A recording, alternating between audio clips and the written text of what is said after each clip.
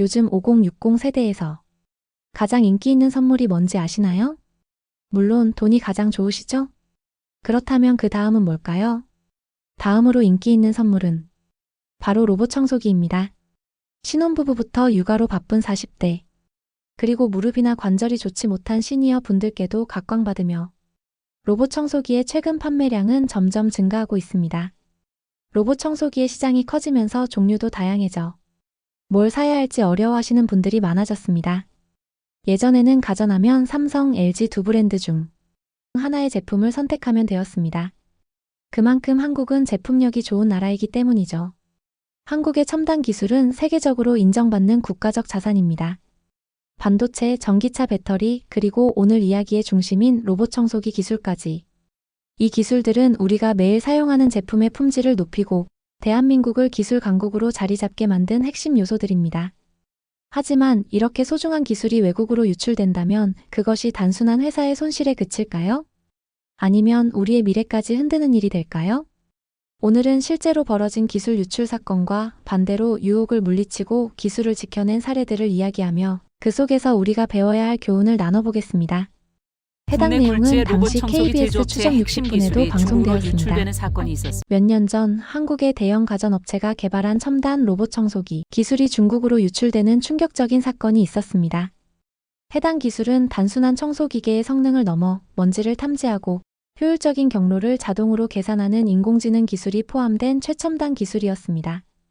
이 기술을 개발하기 위해 10년 이상 550억 원 이상의 비용이 투자되었습니다. 하지만 이 기술이 기업 내부의 전직 연구원 2명에 의해 외부로 유출되었습니다.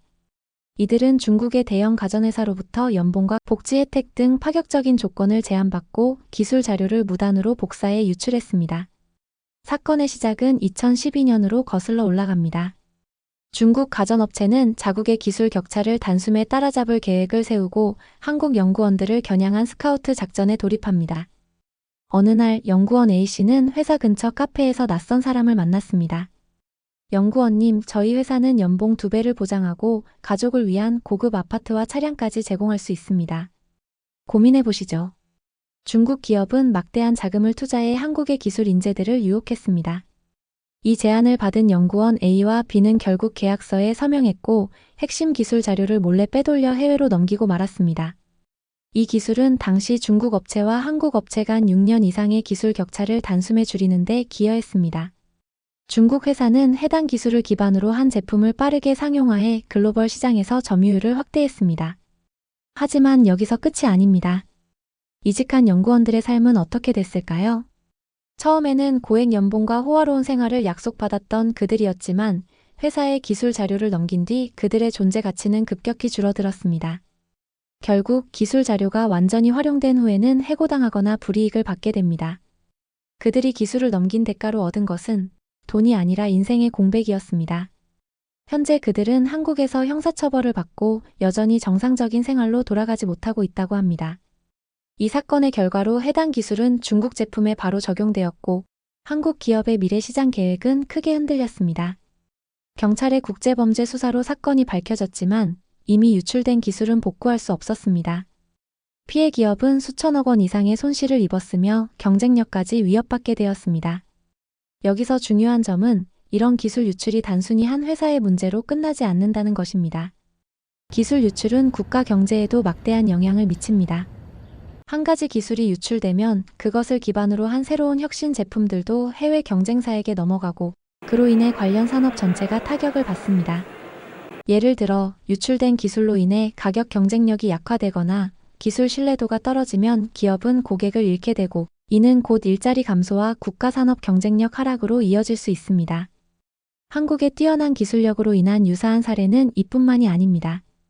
몇 년 전 유럽의 한 연구소에서 한국의 의료기기 기술을 복제하려다 적발된 사건이 있었습니다. 이 연구소는 한국 의료기기의 정밀도와 효율성이 자국 제품보다 뛰어나자 설계도를 분석하려다 발각되었습니다.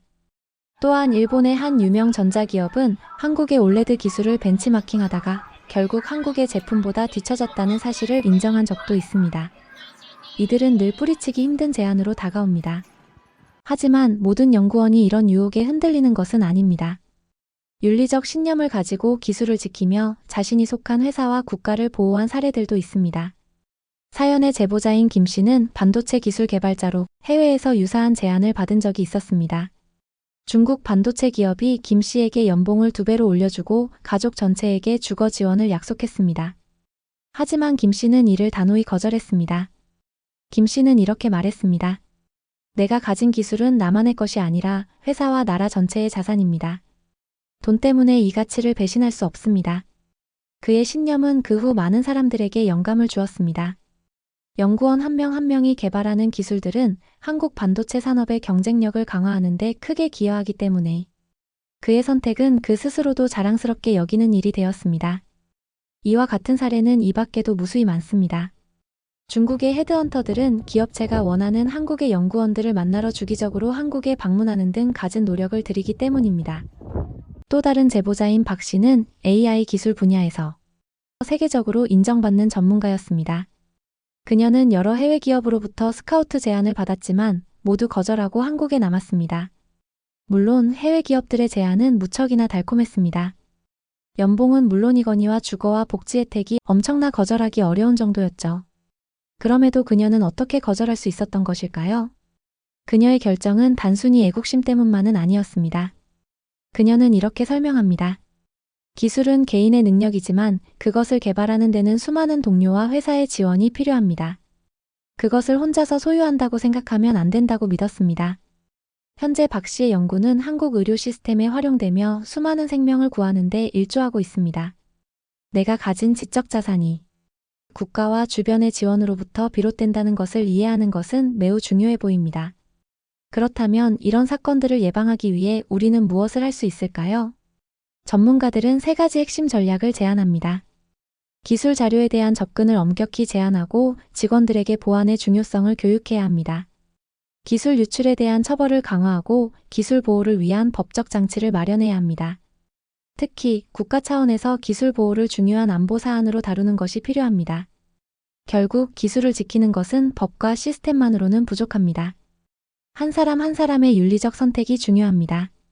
기업은 직원들에게 윤리적 책임감을 심어줄 수 있는 문화를 만들어야 합니다. 오늘 우리가 다룬 이야기는 단순히 과거의 사건이 아닙니다.